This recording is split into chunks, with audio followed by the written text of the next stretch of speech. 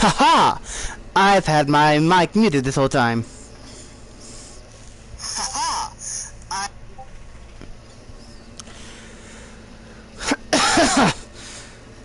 Welcome. How's it going, guys? Chaos Yami here. Welcome to Stellaris. Ignore my stupidity. Now, Stellaris is one of those games that are very niche and tend to go underneath the radar because they're not all big, bright flashes and bangs. They're not battle royales or shooters. Essentially, they are what Stellaris is. I wouldn't call it an empire simulator. Well, maybe it is. You're essentially just Palpatine from Star Wars. You're running an entire empire, got a resource management. I think it's considered real-time strategy? I know it's resource management as well. Real-time strategy, resource management, and interacting with AI bots. Now, I already know how to play this, but there are probably several people who do not know how to play this, so I'm going to run the tutorial just for them.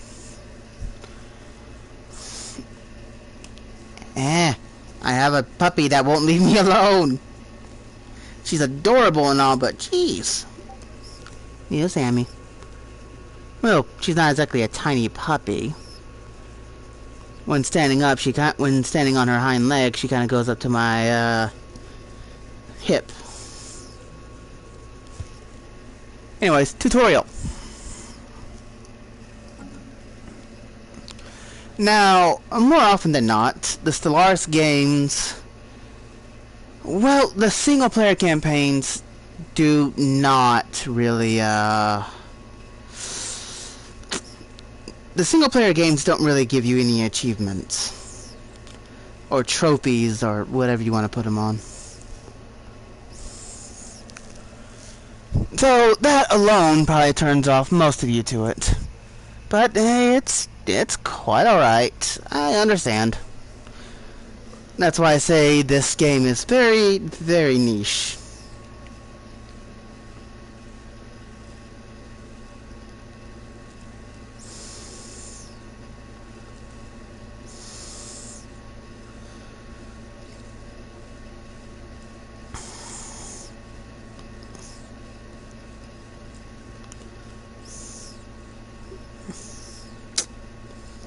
Meant to only send it to one thing. Whatever.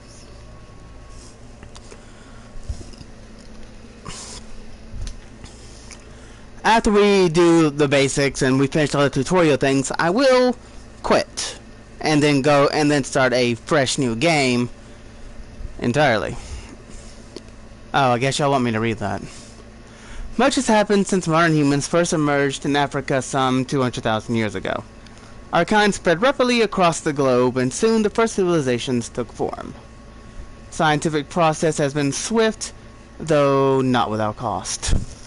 War claimed millions of lives even before the atom was tamed, and the turmoil of the 21st century saw the mandate of the United Nations gradually expanded in an effort to create stability. By the early 22nd century, the supranational organization had become a de facto world government.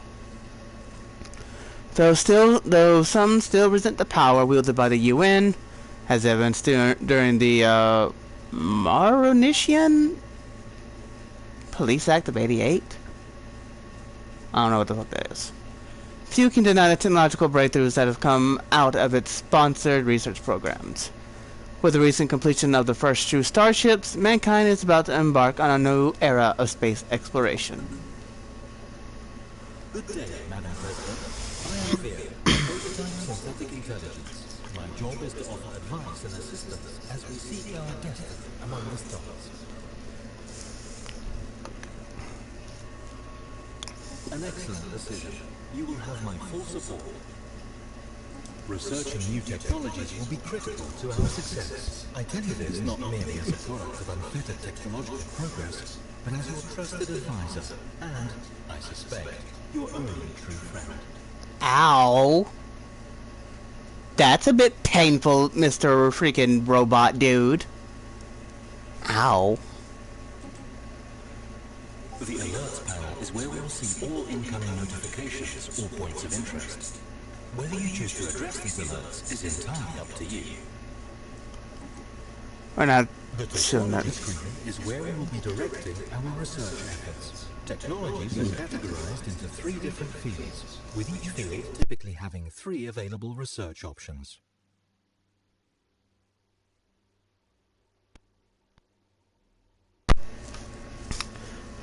We can research technologies without assigning a scientist to the relevant field, but this will take significantly longer and is generally not recommended. We're going to do quantum theory.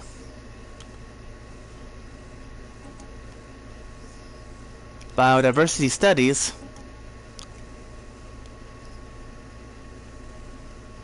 I guess we'll do coil guns. And what I'm going to do is I'm going to hit the square button and let them auto research, because ain't nobody got time for that. Since this is a tutorial game, there is an end game and an ending. I don't like playing those kind of things. This is only just for the people at home to understand the game and basically give me a refresher. I mean, it's not like I've been playing Stellaris for the past few days constantly. No, not at all.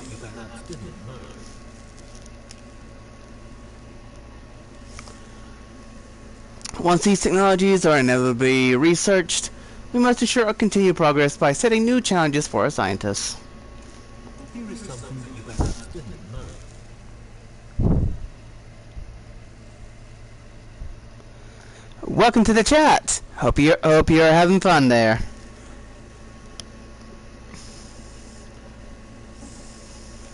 You can toggle between pause and play at any time during the game. Holding down the button will change game speeds. I have important information for you. You can speed up and slow down the passage of time, and don't be afraid to pause when events become too hectic. You can control when the game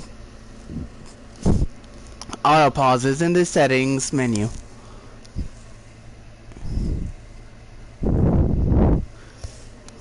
Did you know? Camera control isn't just for cinematographers. We need to master control of the camera before we master the universe. Woo! Woo! New! New! Your attention, please. Alright, Mr. DeMille, I'm ready for my close-up. Building Oh, a okay. star empire can be a daunting task. To help get things started, I will be providing instructional missions that cover the basic steps necessary to establish ourselves as a successful interstellar power. To overcome the vast distances that separate star systems, our scientists have developed the hyperdrive. This device permits travel at speeds far exceeding that of light between systems connected by hyperlanes. Travel along a hyperlane is extremely fast, but interstellar movement is restricted along the paths of the galactic hyperlane network. Safely entering hyperspace is only possible at the edge of a system, beyond the disabling effects of the star's gravity well. You can toggle between galaxy and system maps at any time during the game. The Outliner is where we can view our planets, military fleets, civilian ships, and other assets owned by our empire. This is where you'll be commanding your ships through research, expansion, and war. Here is something that you perhaps didn't know. Tutorials can be deactivated or activated from the fucking settings menu with, typical shit. This is our science ship, which is used to survey astronomical objects such as planets in a star system. A planet needs to be surveyed in order to make its resources visible. Surveying other planets may also uncover ones that are habitable and ripe for future colonization. So we got our little scientist person selected. By the way, if you're curious about what this symbol is, the Bernard star, that means there is a potentially habitable area, but its habitability is relatively low. And so we will send our scientists here to survey. You can tell by the color.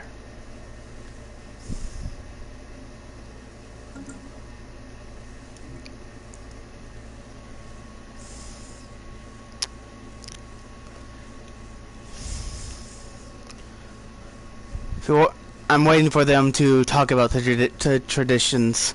The tutorial is so slow. Basically, whenever you see those little masks appear at the bottom of your screen, you are not getting my food there, little girl. When you see those two masks at the bottom of the screen, that means you have new traditions available. But they take for freaking ever in order to tell you about the traditions. So we're slowly just gaining unity.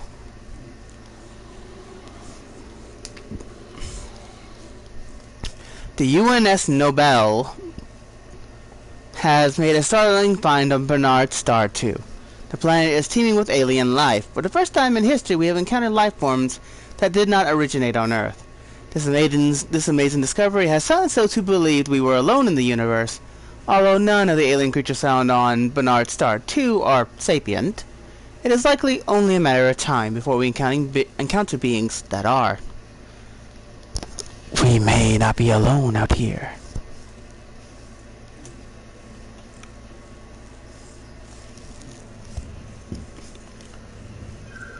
The United Nations of Earth is abuzz with news of the alien organisms discovered some time ago. These little evolutionary marvels kindle in the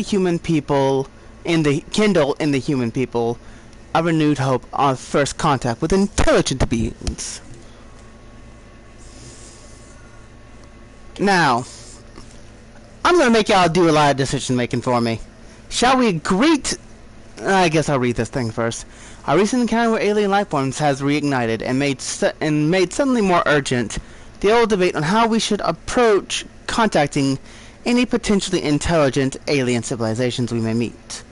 While some advocates focus on establishing friendly relations as quick as possible by contacting them with a message of peace, others advise caution, pointing out that we cannot know whether alien minds bear ill intent towards us, and that it would be unwise to let them know too much about us before it is necessary. These are our choices. We shall greet the Xeno with open arms. The policy has the following effects. Cannot attack neutral entities. Other empires will find it easier to establish connections with us. Gain 50% of get more influence, another resource, from each successful first contact process. Thus it increases our first contact discovery speed by 10%. The one that I always go for, it is wise to be cautious.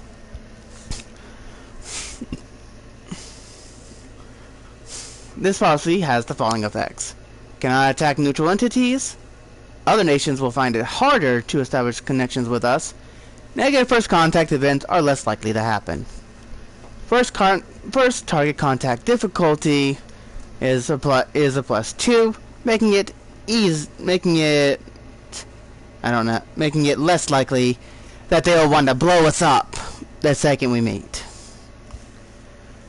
Now, for you warmongers out there, aggressive. This policy has the following effects. You can attack neutral entities and enables hostile first contact options such as abduction and dissection. However, due to the fact that this is a tutorial, we cannot do that. It will not let us. So what do y'all think we should do? Shall we greet the Xenos with open arms, or should we be cautious?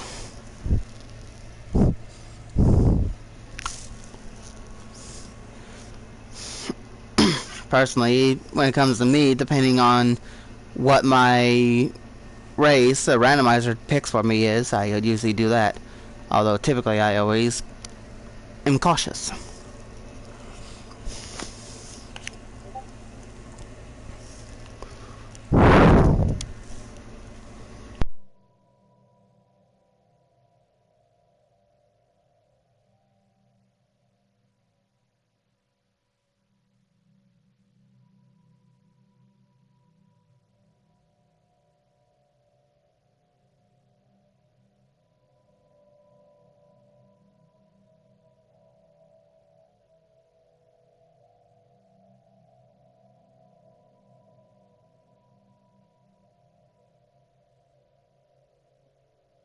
It seems like nobody wants to make a decision, so I'm just going to be, it is wise to be cautious.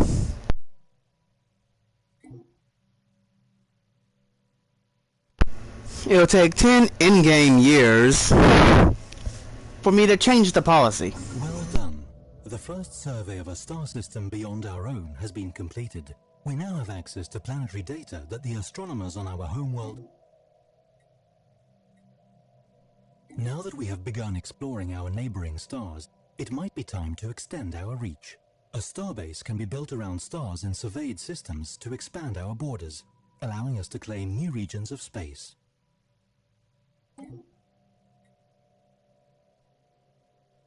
As our science ship scans the surface of Bernard Star 4, it becomes quite clear that we have found something out of the ordinary. Bernard Star 4 has conditions unlike anything we've ever seen. We will surely come across even more irregularities like this as we survey new planets, and should not underestimate their impact on our expansion.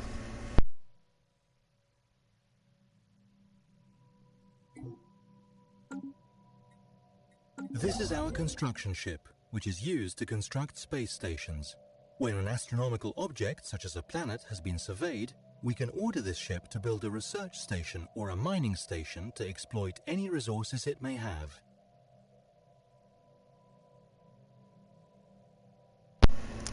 These ships are also used to build star bases in unclaimed systems, making them critical to our expansion plans.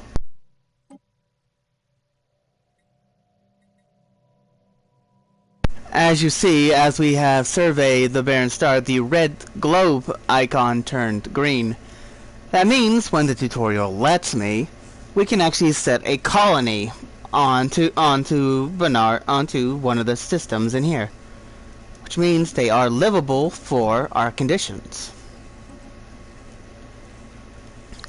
See? However, we need to build a starbase here first.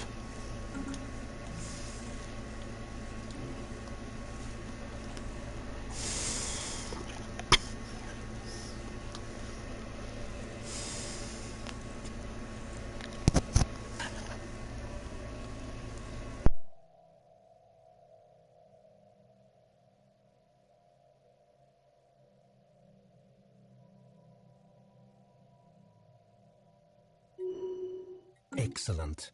As you can see on the galaxy map, the borders of our empire have expanded to include the system where we built our new starbase.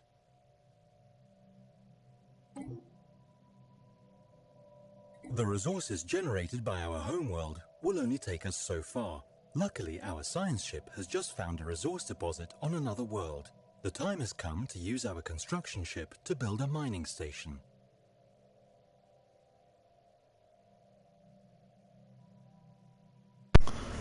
Mine stations can be built within our borders and automatically collect minerals and any strategic resources found on the planets as they orbit. Keep in mind that they have an energy credit maintenance cost.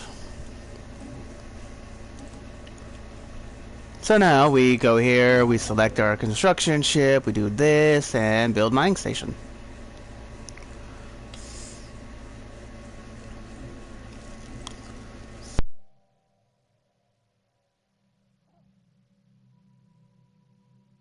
Very good. The new mining station is operational, and it has already begun gathering resources for processing. Surveyed worlds sometimes possess unique properties that make them valuable objects of research. These physics, society, or engineering resources can be collected by a research station. My programming strongly compels me to compel you to build one. Here's where we have to find a planet that will actually allow us to build a research station. As if we check here, we can't build a research station here. We can't build one here either. However, we can build the one right here.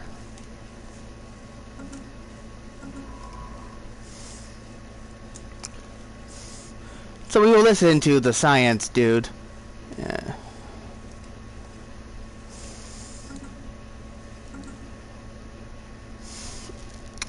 And so, off we go.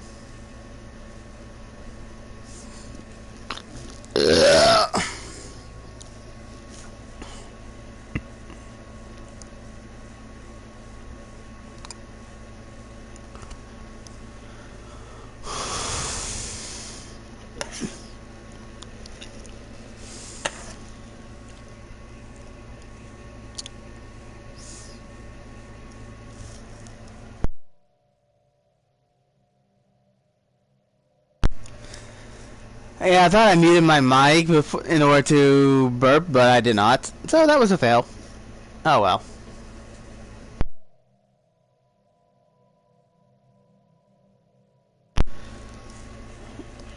The resource panel is where we can view our monthly income from energy credits, minerals, and Unity.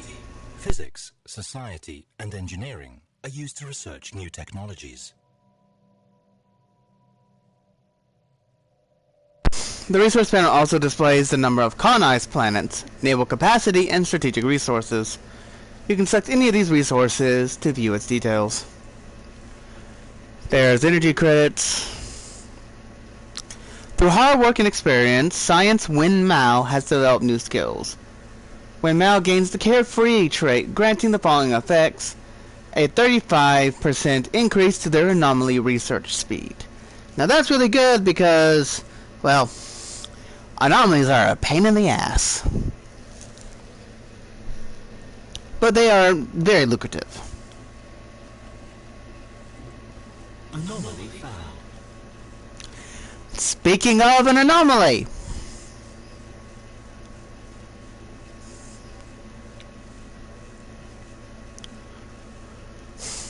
this scientist believes that this anomaly is challenging, so it will take them 300 in-game days in order to finish it.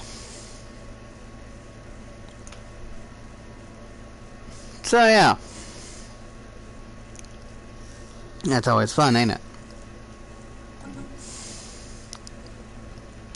These are your energy credits, these are your minerals.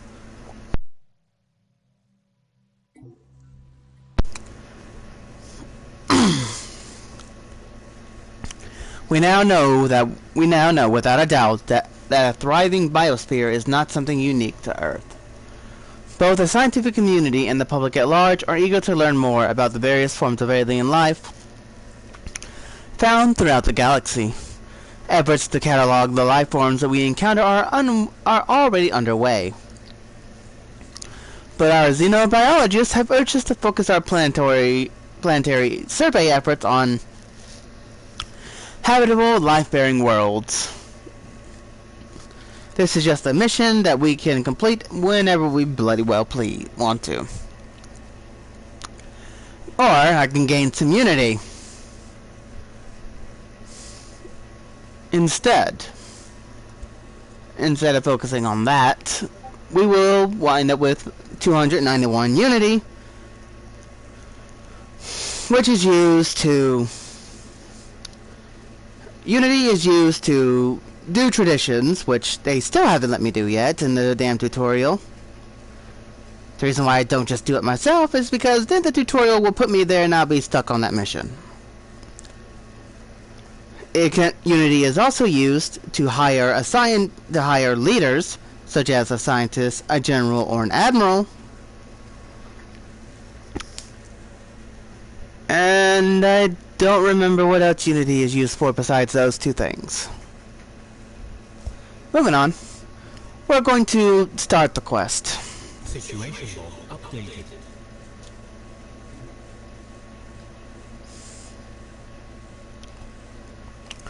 But these are your consumer goods, alloys, exotic materials, influence. There's our Unity. This is our research stuff, our empire size, the number of envoys that we have, which we will get to later, the empire population, how many star bases that we can make at once, and our naval capacity. Oh yeah, and there's also diplomatic weight. I don't really care much about that, because that only works when, well, like mid to late game.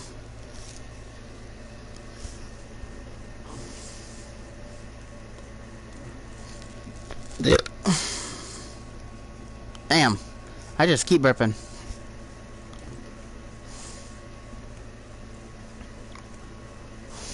Research complete.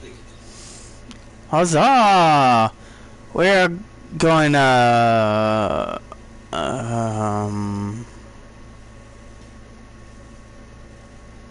planetary unification and re-enable our research.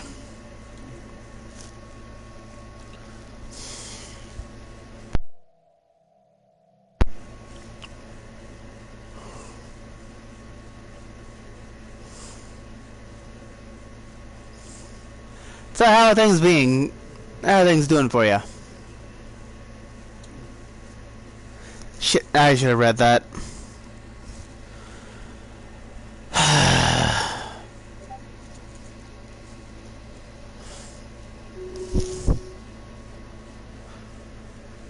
Oh yeah, by the way, down here, whenever you see the star with an up, that's letting you know that one of your leaders has leveled up.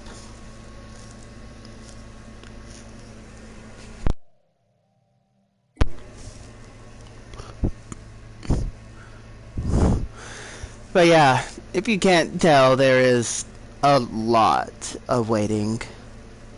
Research complete. Auto Research has decided that it wanted to do field modulation. I don't know what the hell that is. Anomaly found. The fuck? The UNS Nobel, I don't care, has discovered a previously unknown strategic resource on Genium IA, dubbed volatile motes. These what the fuck is that word? I don't know. These particles contain a tremendous amount of energy which can be exploited in energy production as fuel or even as explosives. While we do not yet possess the means to extract this resource, we should seriously consider establishing control over the system for future exploitation.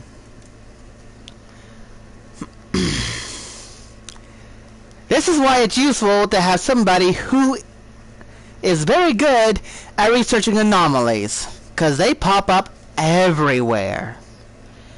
I swear, it's like a fucking 75% chance that there's going to be an anomaly in any damn system that you survey. Research it.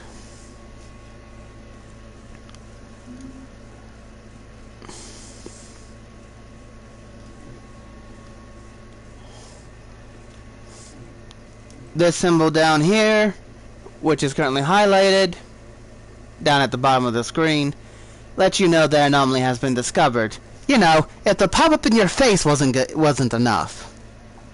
Or if you just choose to ignore it for a time, it will be down there. Research complete. Preternatural. Oh no, this game has a bunch of science words.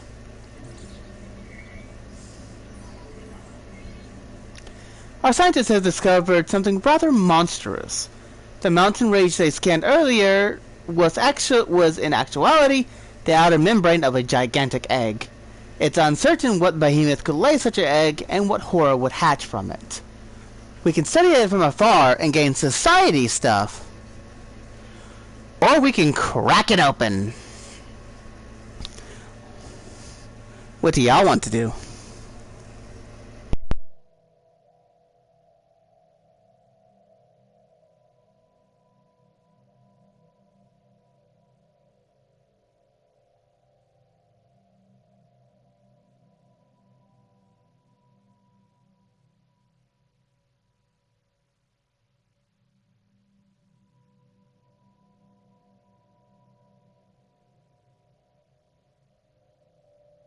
What, you just want to study it? But yeah, that's the question there, Justin. What would happen if we managed to crack it open? I actually don't remember. I did this before, but I have no idea what happened. I don't remember. You see, that's the big choices in this game. There is always a chance that we will get more bang for our buck if we initiate this. However, it will become time limited, which I can easily resolve by building another science ship, but that's another tutorial thing. we can study it and just gain society research. But if we crack it open, we may very well be in for a lot more goodies. Alright, we will study it from afar. And not crack it open! Because the last thing we need is a giant behemoth devouring everything. Oh, hey. We have recovered ancient artifacts from an ancient alien civilization on Genium 3. Incredibly, this civilization, which apparently referred to itself as the Cybrex, seems to have been made up of machines that were linked together in some sort of collective consciousness. The age of the artifacts indicate they were active some 600,000 years ago. In this portion of the galaxy, at least. But we have learned nothing of their exact origins. According to a partial data fragment that our scientists managed to extract from one of the artifacts, the Cybrex at some point launched a crusade to destroy all sapient organic life in the galaxy for reasons unknown. Oh yeah, there are, in addition to the AI empires, there's also fallen empires. Although they don't normally activate until mid-game. And I've never had, well, I don't know what it is. I don't consider it a fallen kingdom, but I've ran into two different types of things. One of them were drones that were easy enough to destroy. The others were these crystalline monstrosity fuckers who would wipe out my ships every time I fucking fought them. And yes, I know I'm on YouTube and cussing shouldn't be allowed, but fuck you. There ain't enough people in this damn stream for me to worry about that. And if anybody wants to report me saying, oh no, he has a bad mouth, I don't ever say that my stuff is for kids.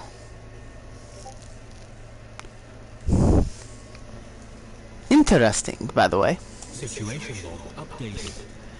That is another thing that we can, that is just there the entire game. Contact reports, remnants. Human xenologists are practically falling over themselves to publish their takes on the recent findings of alien life. The secret storm in the scientific community has had some negative yet temporary impact on pursuits in other fields. Remarkable.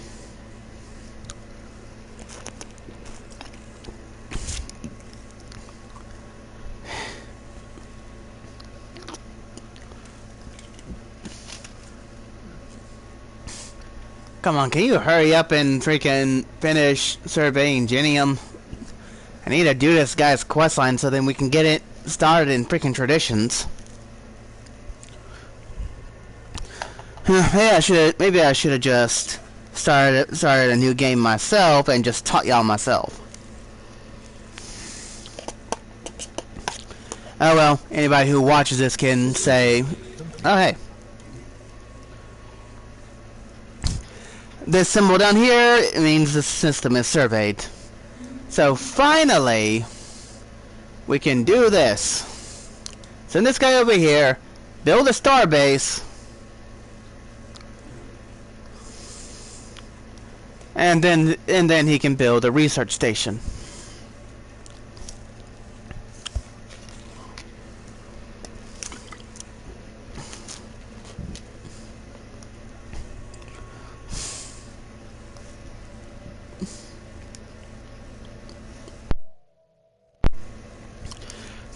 But yeah, I kind of enjoy Stellaris because you don't need to do much until you run into factions and the other empires. That's when things get more complicated. Construction complete.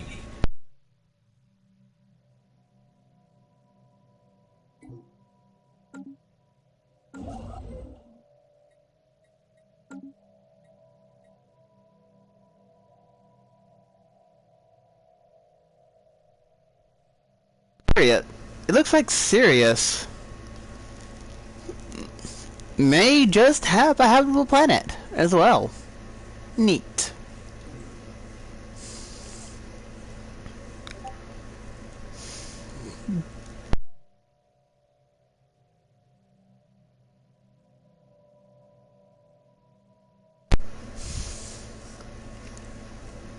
Our new research station is online, and its science staff have begun their work.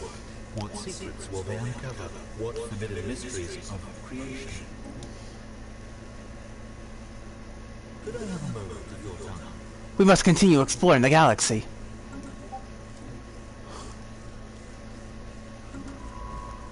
Oh hey, we're already doing that.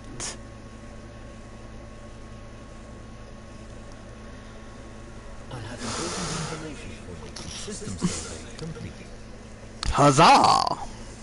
We may want to consider building a second science ship. This would double the speed at which we can survey our galactic neighborhood. Alright.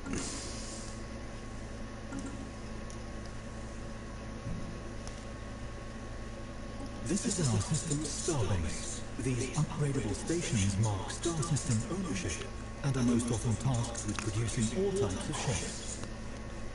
They can be specialized into a variety of functions through modules and buildings, and they tend to be the last line of defense against enemy fleets in a system. We expand our borders by building star bases in nearby systems, and enemy star bases can be captured by attacking them. Once we have colonized more planets, we can manage our trade routes via the star-base interface as well. So now we go over here, we do this, we click on this little thing, and yes, we can build another construction ship, or more ships to shoot people with. Or we can build a colony ship. But we're having to do the tutorial stuff, so. They are still not going on about traditions. Double the science ships means double the fun. Oh, I haven't been this excited since we completed the last assignment. Good for you, buddy. We have a brand new science ship, but no scientist has been assigned to command it. My programming insists that I should point out the benefits of adding an organic scientist component to the mix. If we cannot afford to recruit a new scientist, we can always reassign one from another department, even though it is hardly ideal. Oh gee, I wonder, do we have enough unity? Do we have enough unity to recruit another scientist? Oh, I don't know. Maybe we have 4,000 unity! The Leaders tab lets us hire, dismiss, and assign idle governors, scientists, admirals, and generals. You can recruit new leaders by selecting Recruit New Leader. Recruit New Leader. Now, here's the thing that we have. You see those things next to them? Resilient, expertise in military theory, expertise in materials. Yeah, well, let's say we recruit Zhao, or whatever the fuck you want to call them. Has anyone also noticed that they all seem to be like Japanese or Chinese? I don't really mind that. It's just, where are the American names? Then again, I think I can just rename them if I really want to. Anyways, if we have Hui Zhao here researching things that are related to the military, he'll complete it faster. So and An Huang will do material stuff faster. Now, resilient, as it says, increases their lifespan, which means she will last longer and will not die quickly of old age. So we're gonna pick her. We'll focus on this other stuff later. Granted, this does not guarantee their safety.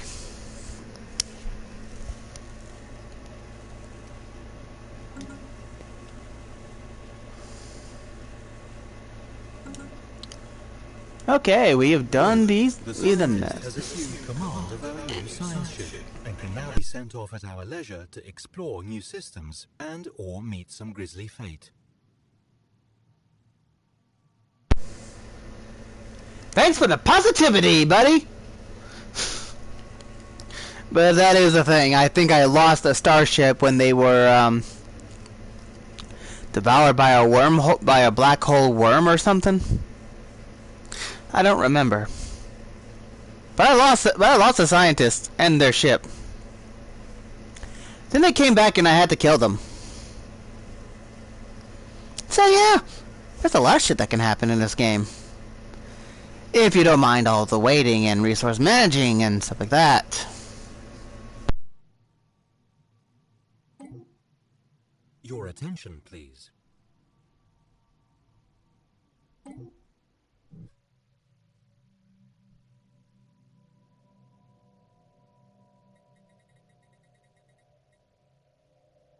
This is our homeworld, and the capital of our empire.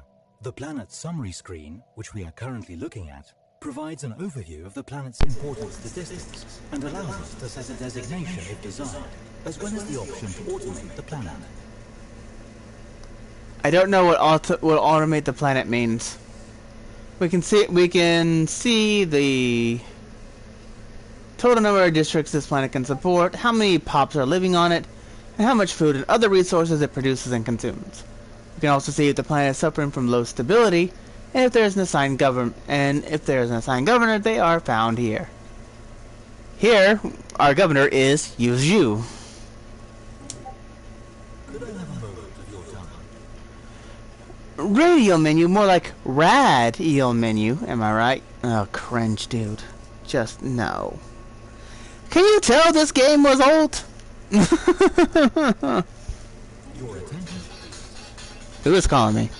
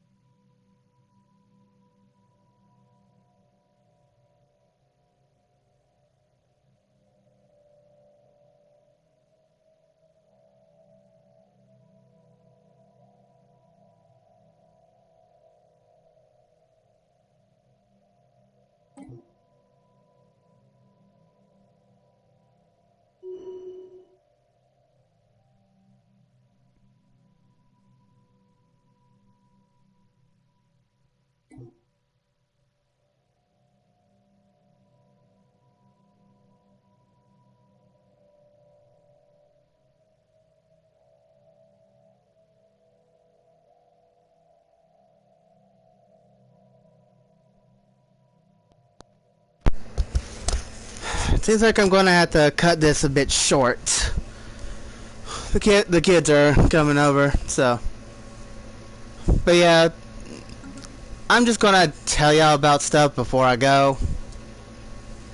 For instance, I will get to the end of the tutorial eventually. Displays the tradition trees available to our empire.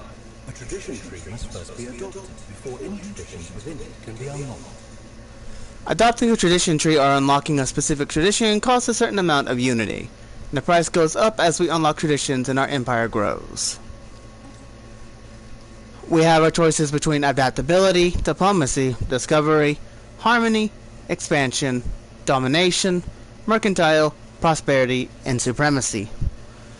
Supremacy is mainly about military might. Diplomacy is about being nice with aliens. Adaptability is getting more out of food. I think discovery is supposed to make it easier for us to do surveys and stuff, etc, etc, etc. We're not going to adopt those just yet. In fact, we're going to save the game, and I'm going to show y'all a few things before I end the stream.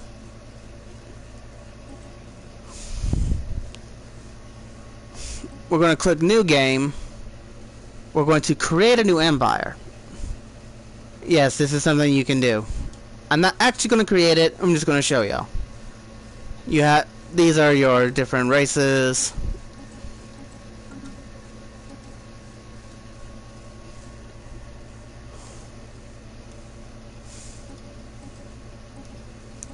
You got humanoid, mammalian, reptilian, avian, arthropod, molluscoid, fungoid. These are all the mammalians.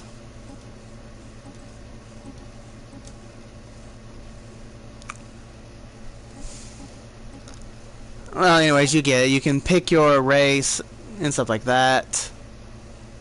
You can even be a turtle boy. You can name your species. We can just call them the Turt Lords.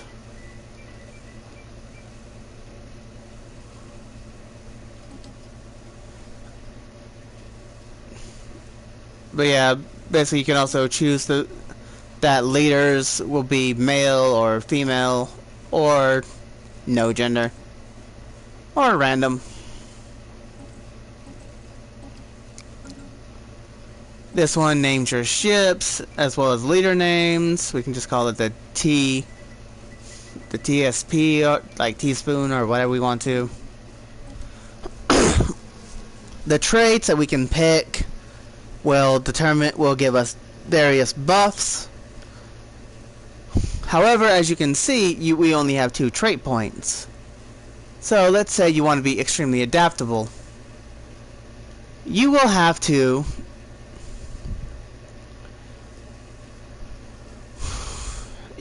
compensate. Such as, we can grab slow breeders. We can also make it so that they are very strong. However, we would have to maybe make them unruly and quarrelsome. Basically, you have to balance the good with the bad. So every time you want a very good trait, chances are you're probably going to have to choose something very negative. Then you can choose what the world is, and this will determine on what world they're on. Like, for instance, we can make it so that they want a tropical world, a continental world, or an ocean world. Desert, arid, savanna, tundra, alpine, frozen, arctic. Then here, you can choose what their ethics are. They can be heavily militaristic, or fanatic even. Authoritarian, xenophobe, or xenophile. Xenophile means that you like other aliens. Xenophobe is the opposite. You can also be spiritualist, pacifist, materialistic, And these are the 4 authorities that you want to choose between. You can choose democratic, which if you're from America, you know what democracy is.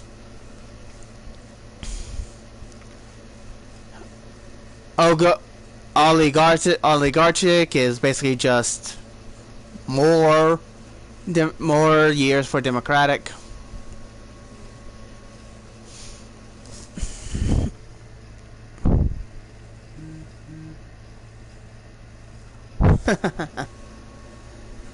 You can be a dictatorship.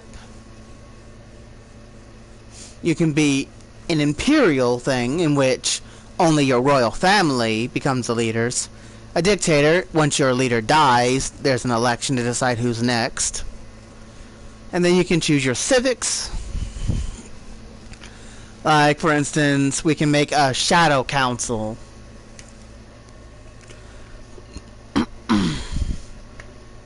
We have three ethic points, so we can take like 1 fanatic point, or we can just take 3 normal ones. Like, we can be authoritarian, spiritualist, xenophile.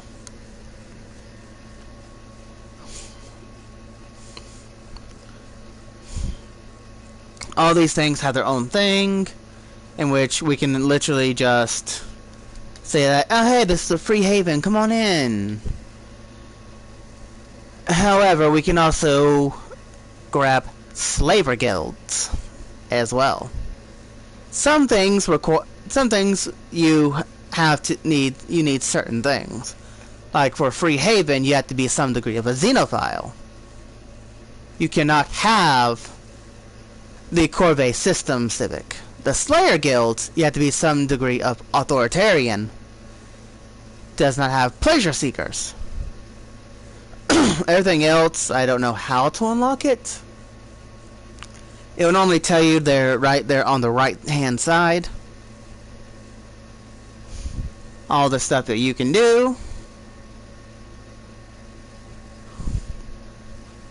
Like, you can be like, it all depends on what you choose to do. It's a combination of your authority and your ethics. Like, you see how I have free haven and slaver guilds? I can no longer pick democratic. I can go imperial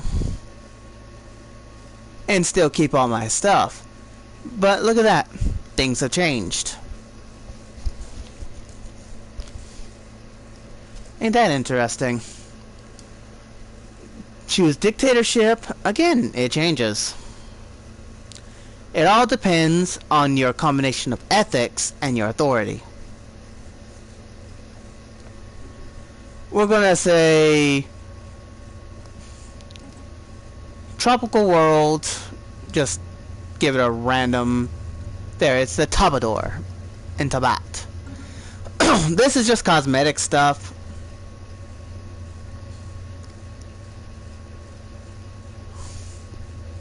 There's also this stuff.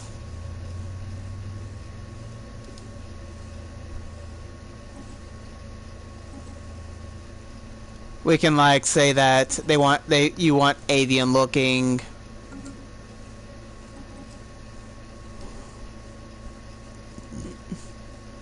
As you can see, there's lots of fucking DLC for it.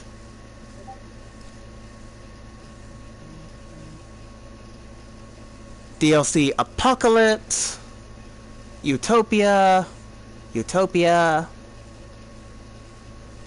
Normally I just do Prosperous Unification or Galactic Doorstep. Lost Colony is interesting because it spawns a much more advanced version. Like, let's say we want to be a Lost Colony. We will wind up with our turtoids.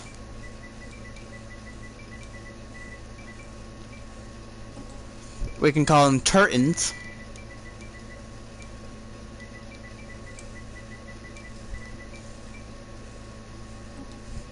And just basically you can just change up a lot of things.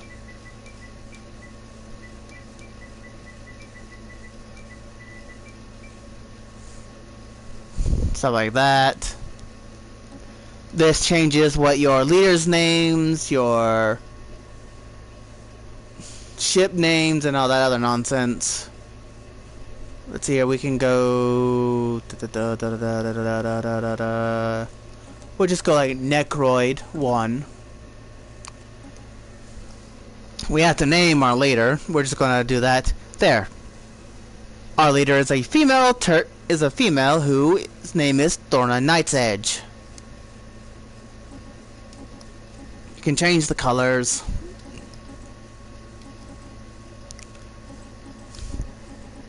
Change how the room looks. Some species allow you to change the clothes and the phenotype. Now, we can just do this. The state of Tabat, or the Turtoid Sacred Theocracy. This changes, then we can just change this, and all this nonsense. And there we go. The Turtoid Sacred Theocracy. They are unruly, slow breeders, quarrelsome, but they are extremely adaptable and very strong. They are authoritarian, xenophile, and spiritualist. There are things that can... There are certain events in the game that can actually change your government. Or you can just reform it yourself. Like, for one time, I had a spiritualist.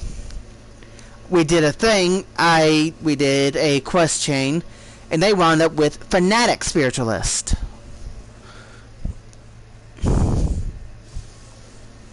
So yeah, and there we go. Everything else you can learn in the tutorial, but I'm going to end this here. I'm not going to start a game with a Turtoid Sacred Theocracy. And by the way, you can change this at any time in game. You just click the Reform Government. You can change your ethics. You'll be able to change your views and stuff like that. Let's get... Yeah, we're not going to grab slaver guilds. There we go. Functional architecture. And free haven. What's that? Corporate? Huh. Leaders are immortal?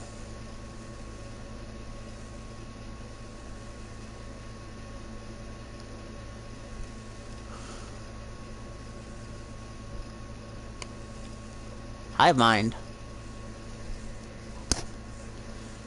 We're going to make this an oligarchic thing.